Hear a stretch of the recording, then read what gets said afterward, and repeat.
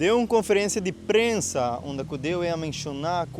o fundo não tem que limitar para o que trata manutenção de caminho de Aruba. É momento aqui no na pinda estrada em Dakota, para uma denúncia pública, pois está diferente usuário não que ama nós para mencionar é mal estado que o caminho daqui está. De maneira boa não pode atrás diferente tá é patch não que o caminho aqui está recebido é cruzada não e me se mencionar também que o caminho não tem escola na banda de não e isso aqui não basta sushi e com monde.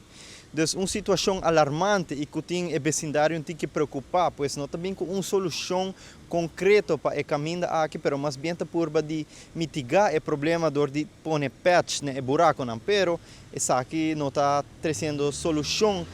concreta para o caminho e pois para o habitante na área aqui dentro da cota. A mim está aqui em Valderrama, com a Isaac Trai Câmara para 24horas.com.